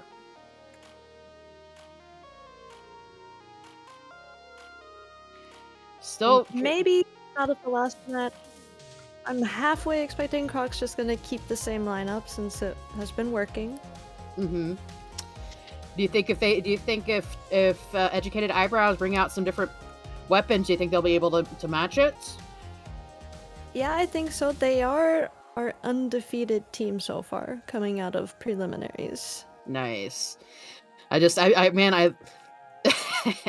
Oh, okay, here we go. You have Tower Control and Inkblot Art Academy. Scorch Gorge Rainmaker. We also have Eeltail Alley and Acclaim Blitz. That's a good one. Splat Zone and Flounder Heights. One of the new maps. I haven't seen the Splat Zone in it yet. Really curious to see. And then Tower Control and Undertow Spillway. And this is a best of 5. But I'm really hoping we get to the Undertow game. It's just one of my favorite maps. Alright, here we go. Octobrush, there's the Bamboozler. Yes! Oh, we have a Heavy Splatling, a Forge Splatter Shot Pro, and Flash-O-Matic, along with some Tetro Dualies. Educated Eyebrow, they did lose their pro, but they have an early crab. I believe they were able to find the squeezer. They're putting up some pressure. Octobrush doing the best they can, but it looks like... C.R.O.C's Octobrush putting in some work. Yep, and it looks like Educated Eyebrow is trying to take an early lead here. They might get past this first checkpoint. Yep, Educated Eyebrow has taken the tower. They're headed to the first checkpoint. Oh, there's that Heavy Splatling keeping the tower going. Oh, the crab finding 2, actually 3, and that's a wipe. And checkpoint 2. C.R.O.C trying to use that crab to clear it, but they can't get that last. Oh, there you go. Wipe for Eyebrow. Alright. So, if C.R.O.C can get some control here, I really think they have a chance to get at least past the first checkpoint and then maybe reset. But both teams have lost 2 members. Oh, but that is a crab on the checkpoint. Oof. All right. Where are we at here? We are C.R.O.C with the tower, still moving. Oh, but they did lose their. Yep, there it goes, back to the center.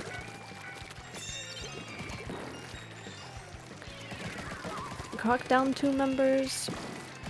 They weren't quite able to tie it up. But it looks like they're gonna be able to keep a little bit of defensive pressure up. A little bit. We have Eyebrow bringing in a Booyah Bomb right in the center there. No picks. Ooh. Eyebrow loses the dualies. We have the Trizuka shooting. Ooh, there goes the Octo Brush. Just enough to mix it up. Keep Educated Eyebrow moving around. Get them off the tower for long enough for C.R.O.C to put up some defense here. They're trying real hard, but the tower's moving right at the... Oh! Back to the center, though. Oh, that's what we don't want to see for Educated Eyebrow. No, we have a Wave Maker drop, but gets cleaned up really quickly.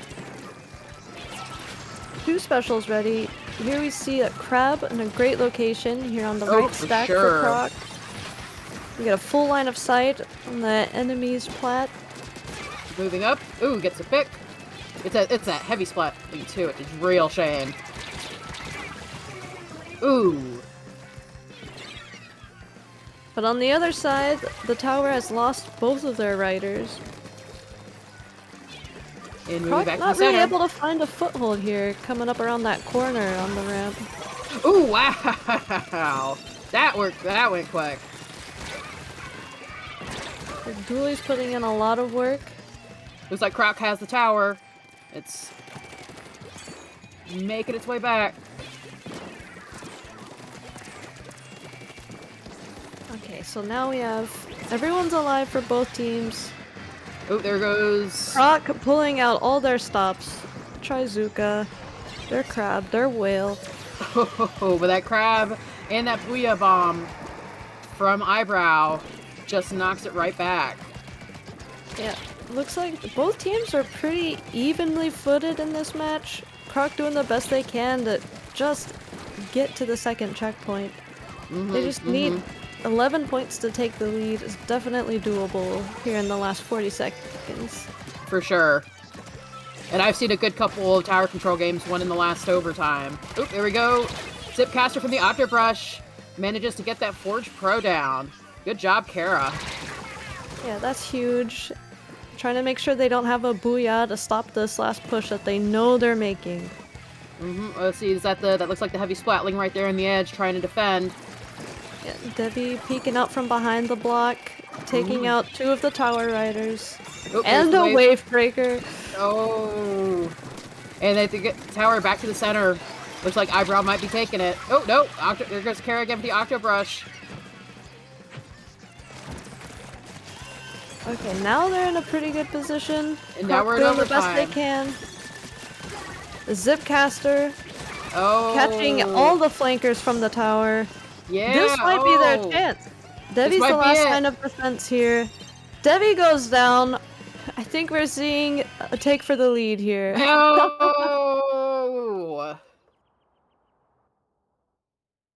Wow. That was amazing. This is the first match of the set. This is gonna be a long set for both teams. This is going to be a very long set for both teams. Some impressive Octo Brush work from Pro Kara there. And a win for C.R.O.C.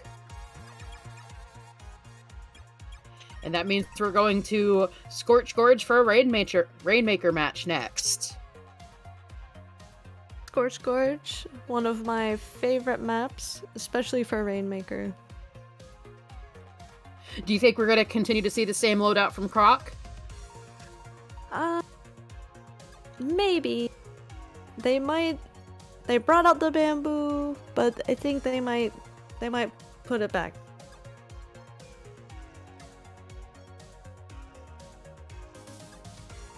Okay, let's see here. Now, apparently Eyebrow did win their last set, 2-0. So seeing them that clinch the win from C.R.O.C in the first round, I'm hoping we might go all the way 5 rounds. was really huge for C.R.O.C to take this first match.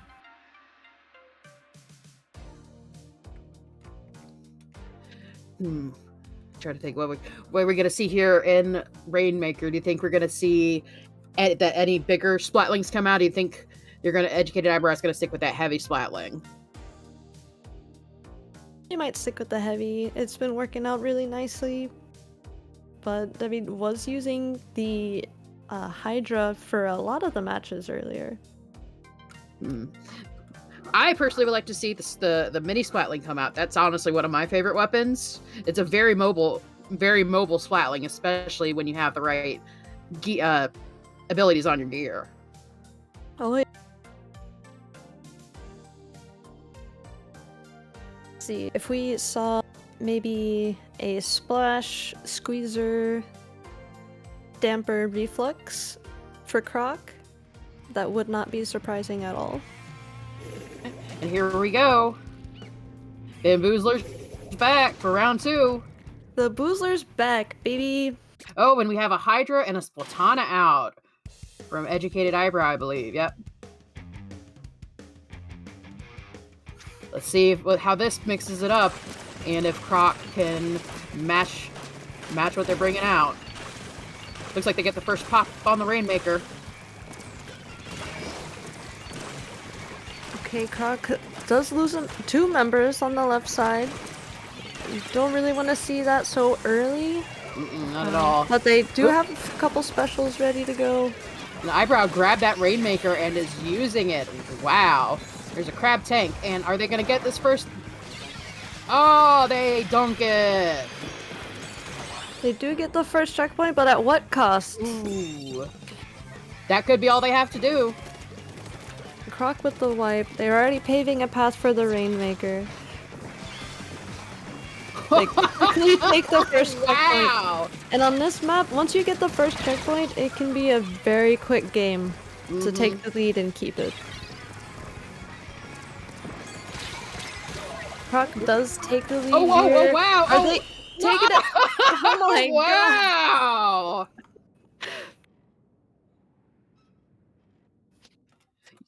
God. That went so fast. Wow. Knockout for C.R.O.C. C.R.O.C is trying to keep this momentum rolling. Did you see who was able to dunk it? I didn't see who had the Rainmaker. I did not. It took my brain a second to catch up what was going on. I know I said it can be quick once you get the first checkpoint, but that was ridiculous. Not that. You didn't expect that quick, huh? No. Alright, so that leaves us at a 2-0. C.R.O.C in the lead. Do you think Educated Eyebrow will be able to pick up this Clan Blitz to stay in the to keep going? I think they can.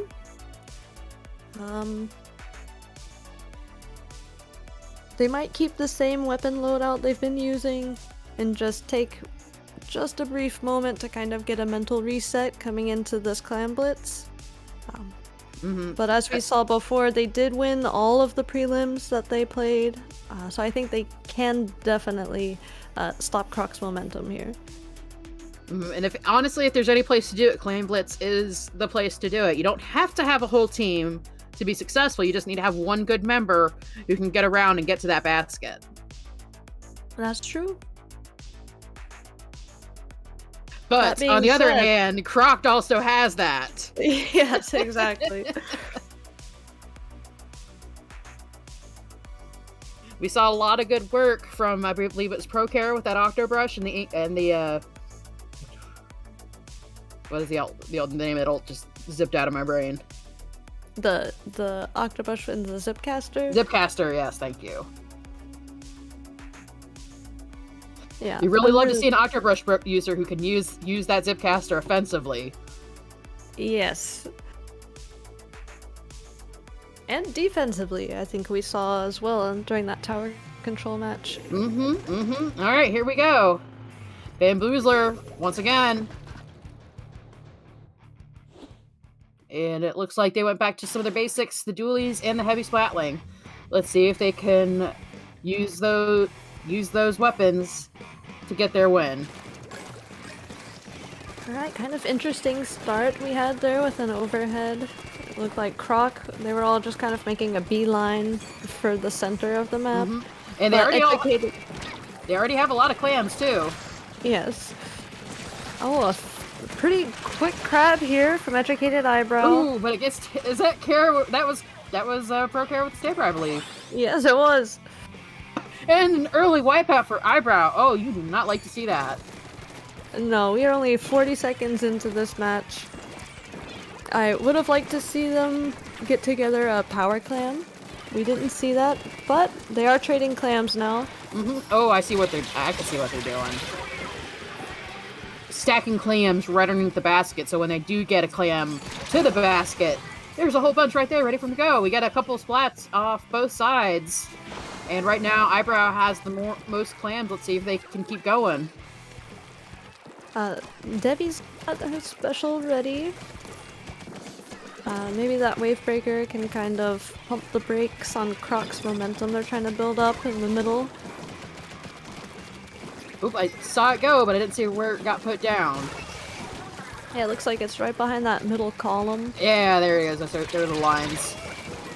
Ooh, we got Eyebrows with the clams starting to push in. There they go.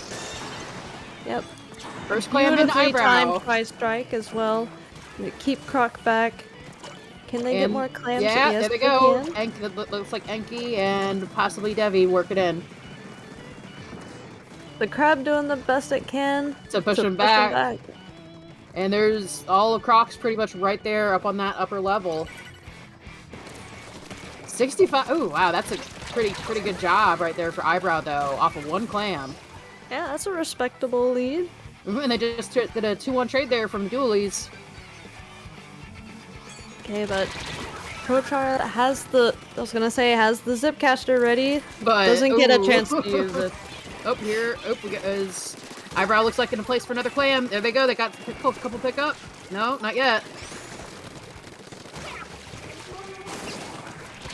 Oop, somebody. Yep, there we go. Another clam for Eyebrow. Yeah, they did a great job at resetting after they lost half their members. They came back strong, broke the basket. Let's see if they follow up again with their tri-strike. It looks like we have the tent attack with a couple clams trying to get ready for the next assault on C.R.O.C's basket. Yeah, they made a good decision there just to kind of hold back, save the specials for maybe defending or building up a new push. I totally expected that they would just try to keep the basket open there. Well, I think they had lost a number of their members, so it's probably smarter for them to pull back a little bit. But here we go. We got one of Eyebrows moving in. Probably waiting for... Oops, nope. Oh, but look at that. Another clam. Alright, but it looks like C.R.O.C's doing a better job at shutting down Educated Eyebrow a little bit faster with each time they break the basket. So I'm definitely expecting that they're going to use their specials they've got right now. Ooh. There goes Kara spotted again before they can pull out Zipcaster. But we're moving in with a... Oh, there's a clam for C.R.O.C. And they do have a lot of clams they can follow up with. There goes Kara. Oh, denied. Oh, they made the power clam. Oh, but they almost catch up. They are one off from Educated Eyebrow, who they've got almost 45 seconds to hold on to their lead. Yes, and Educated Eyebrow already has a lot of clams. They're trying to control them all as best as possible. Stop C.R.O.C from making a power. Honestly, if they could get what they have in there, they might be able to win it, but that requires getting that basket. Oh, we see a super jump. Oh, and a... wow. Okay, C.R.O.C really needs to stop this if they can, but they cannot. Can't.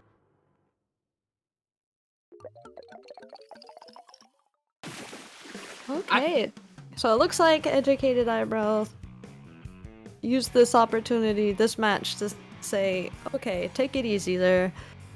We're not just gonna let you get a full sweep on us. So that means we're going to Flounder Heights Splat Zones next. And we'll see if let's see if Eyebrow can keep going. Get to round 5. Splat zones on Flounder is really interesting because it's the 2-zone setup. Oh, like an Undertow. Yes. Oh, that will be interesting to see. And it is a great map for Zipcasters. It's a great map for Crab. And we have seen both of those with these teams. A lot of crab use.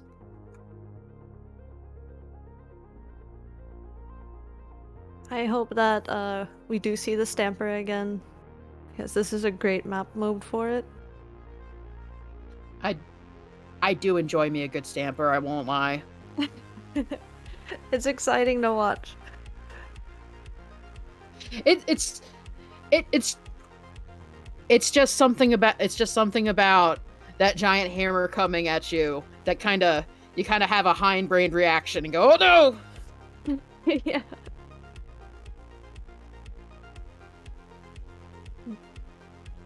This map, I really don't know which way this match is going to go. Flounder Heights is still feels like it's pretty new in the rotation. I haven't played on it a lot myself, so I really can't say. It does have a lot of difficult verticality that can make traveling really, really touchy if you're not careful. Yes, and then, both the zones are elevated in the middle, so once one team gets that advantage to where they can cap both zones, usually they're looking right down into the enemy base, which is below, so the defenders have such a hard time getting back into mid. So, do you think with all of the fighting we've seen in these last couple rounds, which team do you think is going to take it? It's tough to say. Educated Eyebrow seems to have a little bit more composure, so maybe as far as getting back to mid, if they end up pushed back, I think they might do better with that. And there we go, first zones, even split almost, but nobody's got a full cap. Maybe see someone from Educated Eyebrow trying to take the sneaky route. And really making a mess of that ramp up to the zones in C.R.O.C's side of the map. Ooh, but there they go. That was the dualies too. Yep, but this tri-strike used just to buy a little bit more time for Educated Eyebrow. And we have some missiles ready. We have Crab Tank out from C.R.O.C to try and push. Yep, and the Zipcaster. Ooh, but there goes Kara. They weren't able to get the flip. Oh, we got Rookie with the Trizuka. Takes control of the second zone. Let's see if Debbie can find a good spot. There goes Kara again. Splatted. Oh man, that is some tight defense on the top there from Eyebrow. Where do we go? What's going on here, C.R.O.C? We've got just waiting for a good chance to come in and seal the zone. Yep, waiting to sneak up on Debbie. Yeah, there goes Debbie. Oh, sorry, Debbie. And there we go. That was a Cactus, I believe. And there's a Crab Tank out for defense, just making sure it stays held and try to get some picks as they're coming back in. Yeah, and this is a great spot for the Crab to be in to try to keep Educated from getting back up the ramp. Oop, here we go. There's at least 2 of Educated right on the ramp there.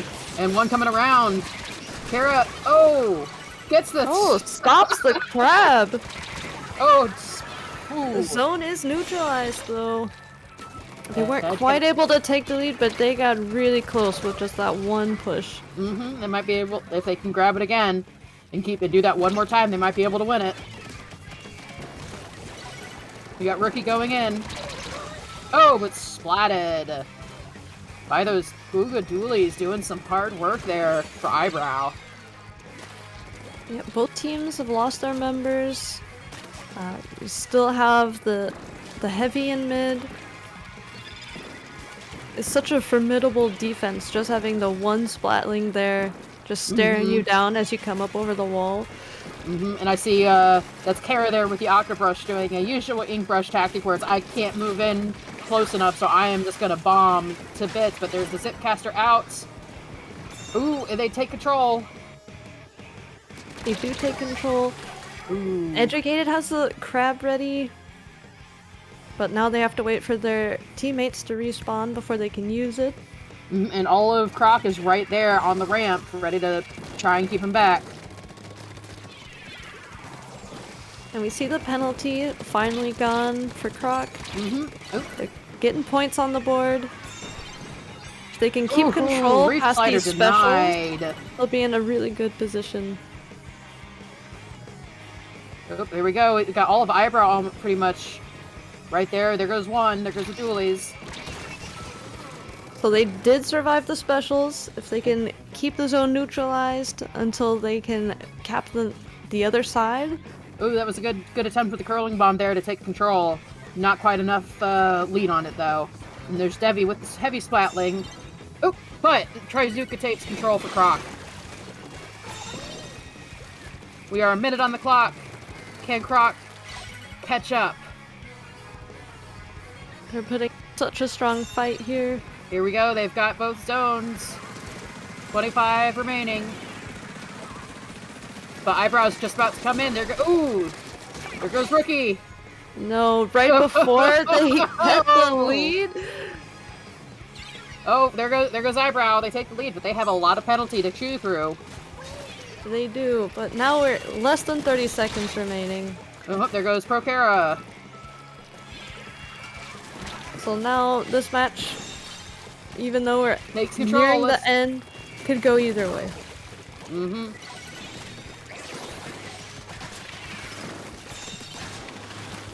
Beautiful timing for the Zipcaster. Find two. And still in control. And here we go, overtime. Okay, all Educated needs to do now is just neutralize the zone in time. Ooh, let's see, I got here from the Glue Gadoolies going in on the right. Oh, they managed to take control. There's the neutralized. Can they keep it? Oh, look at those Glugas go. Oh no, the Ghoulies are the last ones up.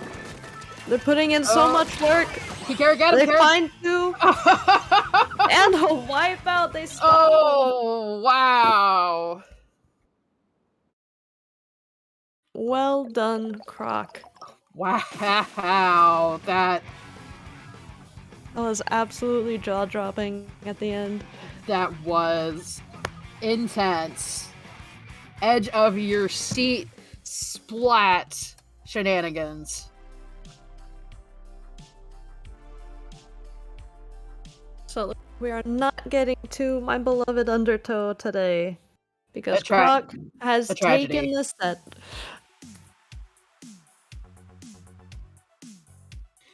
Oh, wow.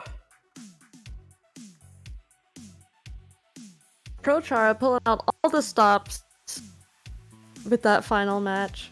As considering myself an ink brush main, you love to see a brush doing that good work.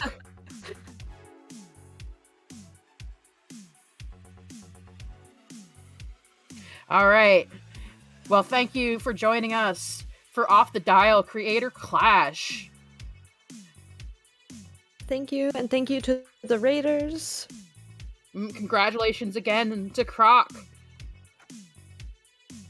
for some intense wins. Yes. GG's to all the teams. Big thank you to the creators who joined in with us today.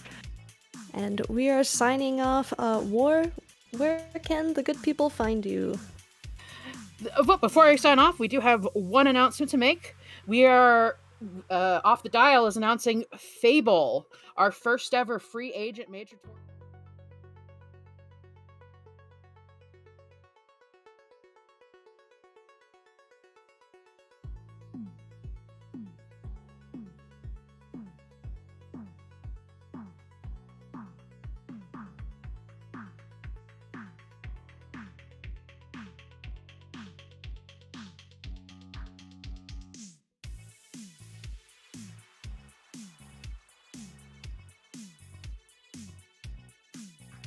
the Tau Panda. Other than that, yes, I will be on Splatoon. Feel free to send a friend request. And other For sure. than that, I'll be here and there around on Discord, so feel free to send a chat. For all of those watching, good luck splatting, have fun with the golden rotation on Salmon Run, get those eggs, get those badges. From everyone at Off the Dial, thank you for joining us for the Creator Clash. This is the War Queen, signing out.